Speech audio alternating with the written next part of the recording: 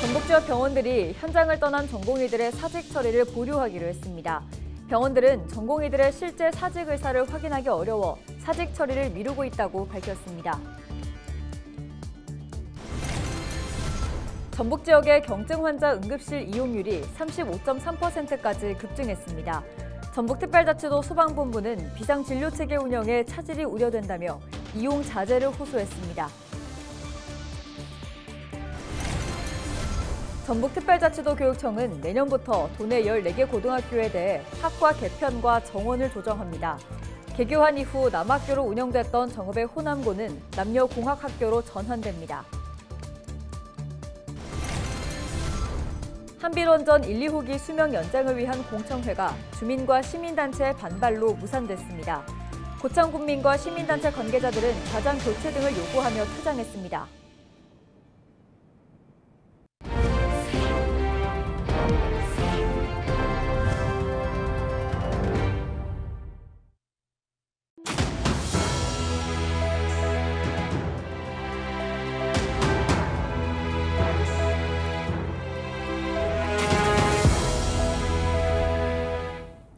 시청자 여러분 안녕하십니까? 헬로티비 전북뉴스입니다.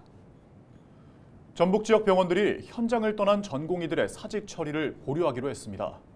전북대병원은 전공의들의 실제 사직 의사를 확인하기 어려워 사직 처리를 미루고 있는 것으로 파악됐습니다. 병원은 미복귀한 149명에게 문자 메시지를 보내 지난 15일까지 복귀나 사직 의사를 밝혀달라고 요구했습니다.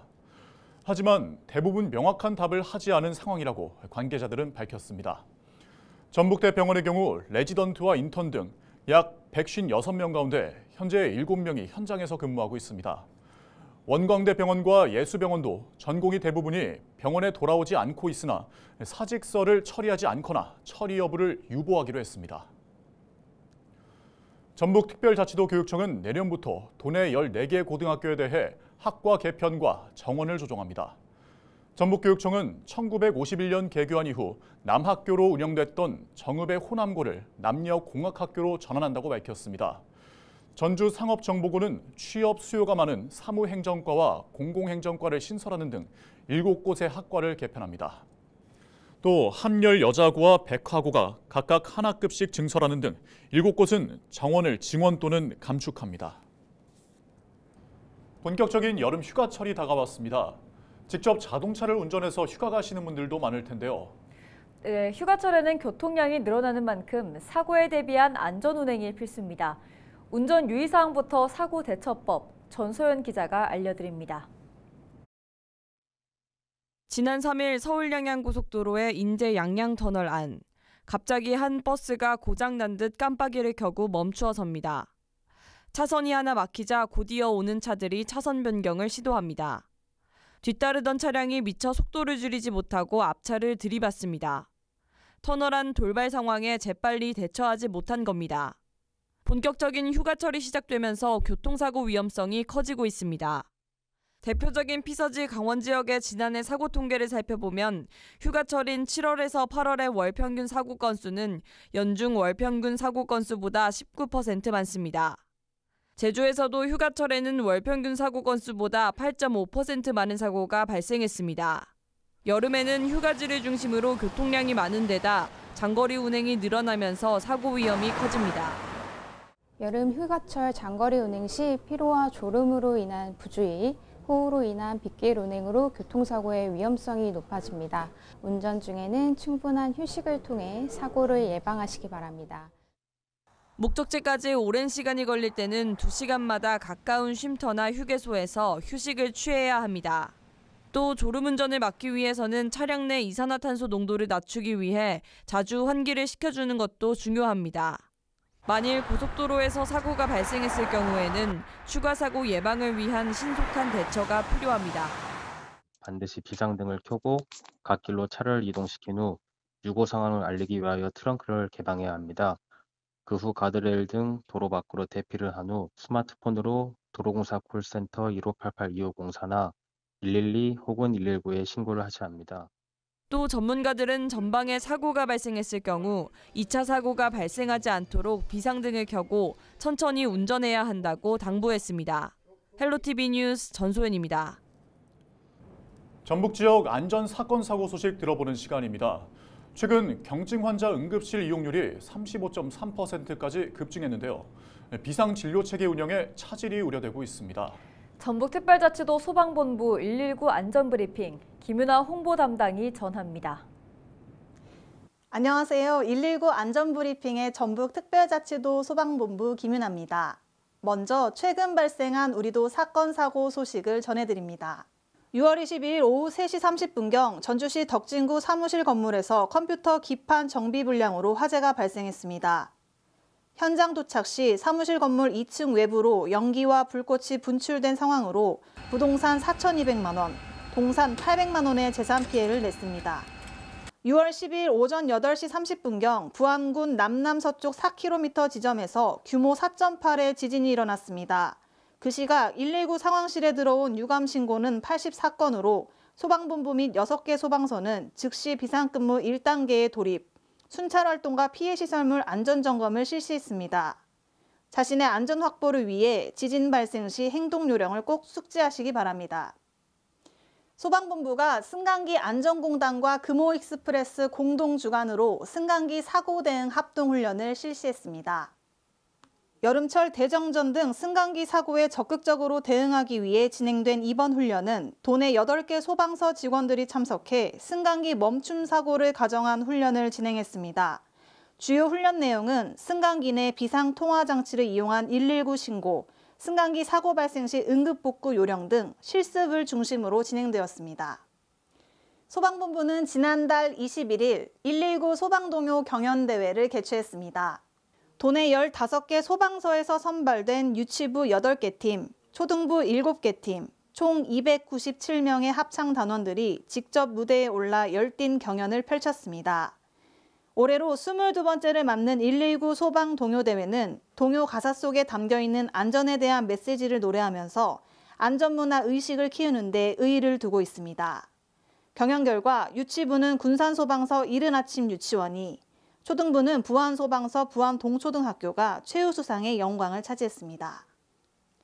소방본부는 경증 환자들의 응급실 이용을 자제하도록 홍보 활동을 강화합니다. 최근 경증 환자 응급실 이용률이 35.3%까지 급증하는 등 비상진료체계 운영에 차질이 빚어지고 있어 현장 구급대원들이 직접 경증 환자의 구급차 이용 자제를 호소하는 광고 영상 콘텐츠를 제작해 홍보에 나섭니다. 이번 영상은 도내 유선방송과 전북특별자치도 청사, 전북소방 유튜브 등에서 시청하실 수 있습니다. 이상으로 119 안전브리핑을 마칩니다. 7월은 본격적인 피서의 시작입니다. 물에 들어가기 전에는 충분한 준비 운동을 하고 음주 후 수영은 절대 하지 말아야 합니다. 감사합니다. 한국수력원자력이 15일 고창군 독리국악당에서 열 예정이었던 한빛원전 1, 2호기 수명 연장을 위한 공청회가 주민과 시민단체의 반발로 무산됐습니다. 고창군 한빛원전 범군민 대책위원회 등은 한빛원전 방사선 환경영향평가 초안 의견 수렴 절차 중지 가처분 소송 결과가 나오기 전까지 공청회를 연기하고 중립적인 인사로 좌장 교체 등을 요구하며 퇴장했습니다. 한수원 측은 의견 진술인이 퇴장하는 등 더 이상 진행이 어렵다고 판단하고 결국 공청회 무산을 선언한 것으로 전해졌습니다. 전북특별자치도가 자금 조달에 어려움을 겪는 중소기업과 소상공인을 위한 금융 지원에 나섭니다.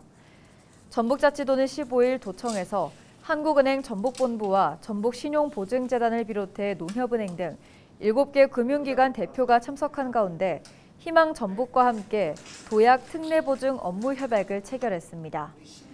협약에 따라 전북신용보증재단이 1,000억 원 규모의 보증 지원을 합니다. 보증 한도는 중기업은 8억 원, 소기업은 4억 원, 소상공인은 2억 원 이내입니다. 보증 기간은 1년 만기 일시 상환으로 1년 단위로 최대 5년까지 연장할 수 있습니다.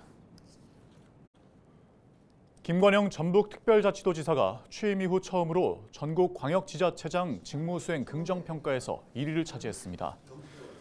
여론조사 전문기관 리얼미터가 발표한 지난 6월 광역단체장 직무평가를 보면 김 지사는 60.5%를 기록해 전국 17개 광역지자체장 가운데 가장 높은 것으로 나타났습니다. 이번 결과는 기업 유치와 일자리 창출, 미래 신산업 유치, 전북특별자치도 출범과 같은 성과를 낸 점이 반영된 것으로 풀이됩니다. 이 소식을 접한 김 지사는 더 겸손하고 낮은 자세로 도민 행복과 안전을 챙기면서 낙후한 지역 경제 체질을 확 바꿔놓는 데 온 힘을 쏟겠다는 소감을 밝힌 것으로 전해졌습니다. 전북특별자치도는 지방세 고액 상습 체납자의 명단을 오는 11월 20일 공개한다고 밝혔습니다. 전북도는 고액 상습 체납자 183명 중 사유가 있는 46명을 제외한 337명에게 9월까지 소명 기회를 부여하고 이에 응하지 않는 체납자를 공개하기로 했습니다. 공개 내용은 체납자 성명과 법인명, 상호, 나이, 직업, 주소와 체납액, 법인 대표자 이름 등입니다. 대상자들의 총 체납액은 127억 8천만 원에 달하는 것으로 집계됐습니다.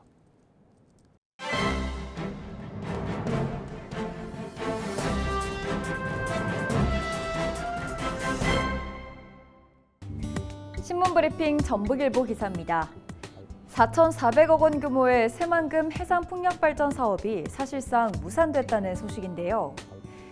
이로써 국내 신재생에너지 산업 전반에 적지 않은 영향과 해상풍력 사업을 둘러싼 후폭풍이 거세질 것이라는 전망입니다. 산업통상자원부는 지난 4일 제299차 전기위원회에서 주식회사 더 GOD의 새만금 풍력발전 사업 허가 취소안을 심의 의결했다고 신문은 전했는데요. 이번 결정은 지난해 11월 감사원의 허가 취소 검토 통보에 따른 것으로 지난 9일 산업부 장관 명의로 취소 처분 통보가 내려졌다고 밝혔습니다. 취소의 주된 사유는 발전 사업 허가 신청 당시에 관련 법령에 따라 제출해야 하는 신청자의 주주 명부를 허위로 작성해 제출하는 등 거짓 또는 부정한 방법으로 허가를 취득했다는 겁니다. 산업부 전기위원회 관계자는 취소 심의 과정 중 다양한 요인들을 고려했지만 사업 자체를 취소하지 않을 수 없는 결정적인 이유로는 허가 신청 당시에 꼭 제출해야 하는 필수 서류 중 하나를 허위로 작성했기 때문이라며 실제 최대 주주가 아닌 다른 사람을 최대 주주로 기재하는 등의 허위 정보가 포함됐다고 밝혔다고 합니다. 전북일보는 9명으로 구성된 위원들의 만장일치로 이번 허가 취소가 결정된 것으로 파악된다며 이번 취소 처분에 대해 사업자 측은 행정소송을 통해 권리구제에 나설 수 있으나 법원의 취소 판결이 없는 한 현 처분의 효력이 유지된다는 게 위원회 관계자의 설명이라고 전했습니다. 지금까지 신문브리핑이었습니다.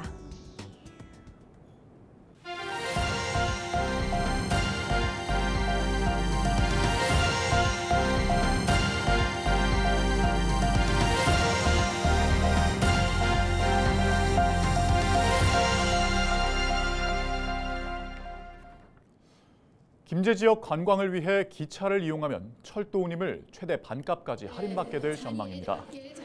김제시는 16일 서울역에서 행정안전부와 국토교통부 등 정부 부처와 한국철도공사 등 관계기관과 업무 협약을 맺고 인구 감소 지역을 방문하는 관광객의 철도 운임과 지역 연계 상품 할인에 나서기로 했습니다.